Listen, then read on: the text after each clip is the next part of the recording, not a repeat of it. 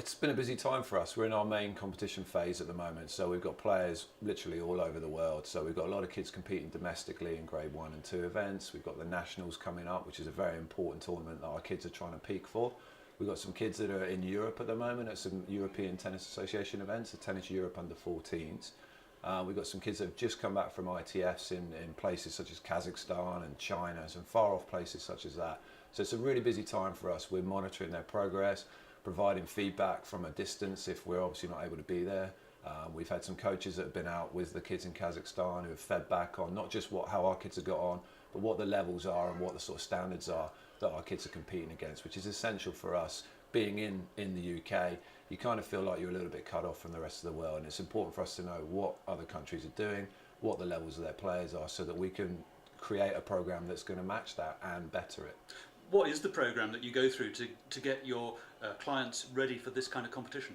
Well, it's a mixture of everything. We've recently come back from a training camp in Spain on the clay, so we knew that going forward there's quite a few tournaments, especially the Tennis Europe ones, that are going to be on the red clay. There's a distinct lack of red clay in this country, so we see a desperate opportunity to go out with a partner over in La Manga and create an opportunity for a week where these kids can learn how to play on the clay, so including the moving, the tactics that go with that, the changes in their game style that have to happen to play on that type of surface, but also get them ready physically for the demands of clay and the demands of the summer tournament season, which is the biggest, obviously, one of the year for everyone in the UK. I guess there's a lot more to it than just playing tennis as well. I mean, you have to be quite an experienced traveller. Absolutely, absolutely. I mean, these kids need to know how to pack correctly. So, you know, you've got your weight restrictions, you've got all these other elements. You know, we've had many occasions where kids have taken a bottle of water with them thinking they can walk on the plane with it. And in this day and age, you can't. So it's about learning to take the right sort of foods with you, take the right preparation with you, not just clothing or rackets, but also what you're going to do in that country. So what's the food like? You know, how are you going to keep yourself nutritionally balanced? How are you going to keep yourself hydrated? What time's your match is going to be? Are there any practice courts? There's so many elements to that. And the professional players will have a team of people that will do that for them.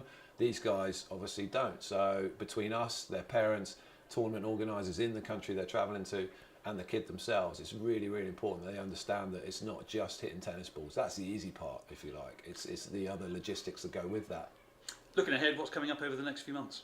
Wow, well, like I said, it's probably the busiest time of year. We've got kids that are on their way to the USA to play in some ITFs, which is fantastic. We've got kids at the end of the summer that are going out to Saudi Arabia for the same type of event. Nationals is a big, big thing, so everyone wants to do well there. They want to stand up in front of their peers and be counted. We've got events coming up in other areas of Europe as well. So for us, it's you know, making sure that our team of coaches are well dispersed at these events, making sure that we're there supporting the kids.